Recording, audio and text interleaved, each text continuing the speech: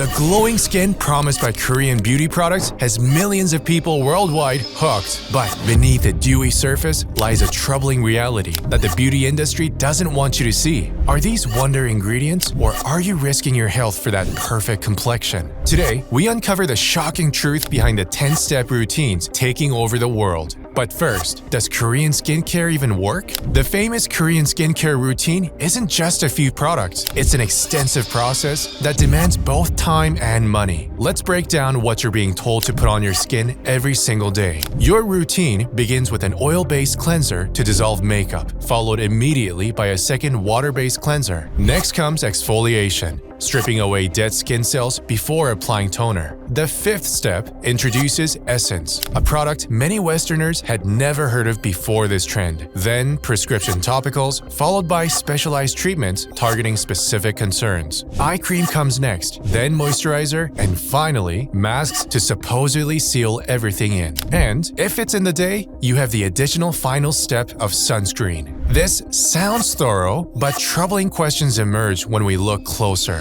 First, there's the staggering cost. Even using budget-friendly brands, maintaining this routine can drain hundreds from your wallet each month. Are these companies creating unnecessary steps just to sell more products? More concerning is whether these layers of product are actually benefiting your skin at all. Dermatologists question if all these ingredients can even penetrate deeply enough to work. Many products simply sit on the surface, wasting both your money and time. Perhaps most alarming is the potential harm from combining too many active ingredients. When you layer multiple products containing different acids and compounds, you risk creating a chemical cocktail that can severely damage your skin barrier. That burning sensation that some mistake for working, it might actually be your skin crying out for help. While it's certainly possible to create a beneficial multi-step routine with careful research and product selection, the average consumer following trending products can easily end up with a regimen that does more harm than good. Without proper knowledge of ingredient interactions, you might be unknowingly setting yourself up for irritation, breakouts, or worse. But beyond these concerns, truly groundbreaking advances. Two breakthrough innovations have particularly captured global attention. One of the most buzzworthy advancements in Korean skincare is the use of PDRN, derived from salmon DNA. This isn't just another trendy ingredient. It represents a genuine skincare breakthrough. PDRN works by rapidly accelerating cell repair and boosting skin elasticity. What makes this innovation truly remarkable is that it offers results previously available only through costly injectable treatments. Another standout innovation comes from patented ceramide capsule technology that went viral across social media. These microscopic capsules aren't just a marketing gimmick, they're engineered to mimic your skin's natural lipid structure. Unlike traditional moisturizers that might wear off after a few hours, these ceramide capsules claim to form a protective barrier that lasts a full 18 hours. The capsules are designed to release their contents gradually, maintaining consistent hydration throughout the day and night. While the science behind ceramide supplementation is well established, what makes the Korean approach distinctive is the delivery system. By encapsulating these skin-identical lipids, Korean scientists have potentially solved the penetration problem that plagues many skincare products. But some Korean ingredients have received international scrutiny, raising questions about what exactly we're putting on our faces.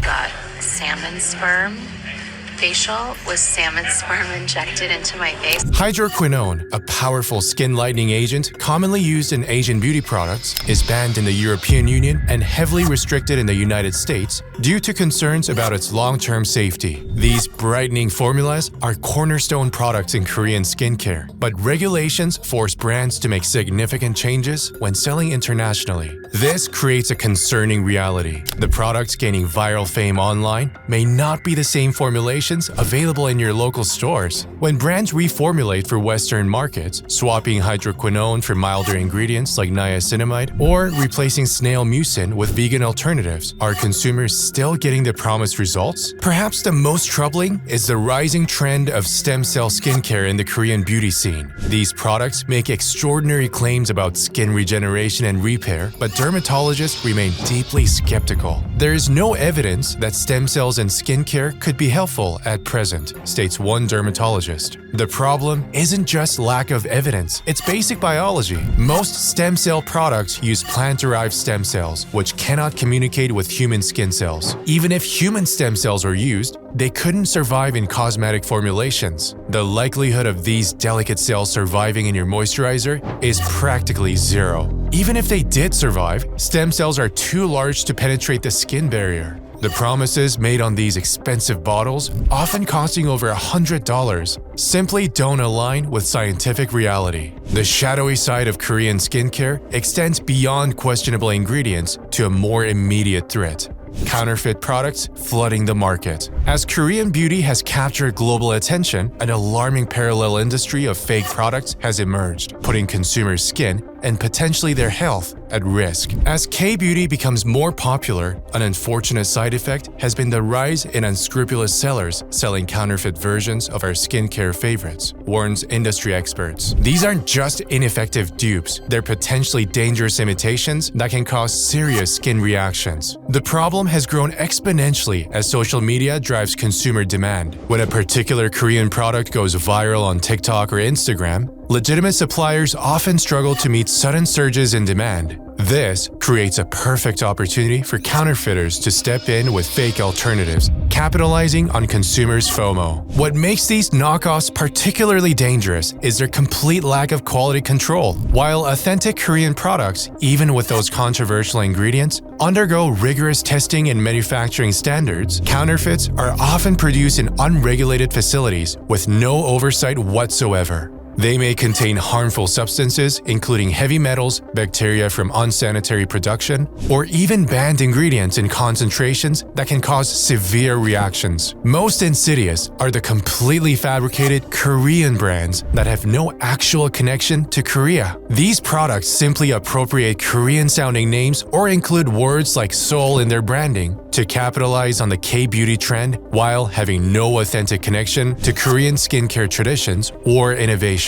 They're designed purely to exploit consumers' trust in Korean beauty expertise. And the cultural pressure behind these elaborate routines reveals a troubling reality that beauty isn't just a personal choice. It's a professional and social obligation with real consequences. In South Korea, having bad skin is a career liability. The pressure to maintain flawless skin has created a society where appearance-based discrimination, what experts call lookism, has become normalized and institutionalized. Job seekers in Korea routinely attach photos to their resumes, not as identification, but for employers to evaluate their appearance. Stories abound of qualified candidates being passed over for positions or promotions simply because their skin didn't meet the expected standard of perfection. Some companies even explicitly list attractive appearance as a job requirement for positions or promotions simply because their skin didn't meet the expected standard of perfection. What makes this pressure particularly insidious is its affordability. Unlike in Western countries, where procedures like Botox or laser treatments remain luxuries for the wealthy, in Korea, these interventions are accessible to middle-class consumers. People who don't participate in extensive skincare routines face social stigma as well. They may be perceived as lazy, unhygienic, or lacking self-discipline, moral judgments attached to what should be personal choices about one's appearance. This cultural context casts a famous 10-step routine in a darker light. What's marketed globally as self-care and luxury might, in its country of origin, be closer to self-preservation and necessity. For many Koreans, especially those in competitive professional fields, these elaborate routines aren't indulgences, but investments in their economic future and social acceptance. The hype around Korean skincare is a mixture of real breakthroughs and fraudsters. And in the United States, consumers are regularly being fooled into buying reformulated products, cashing in on the Korean skincare craze. But what do you think?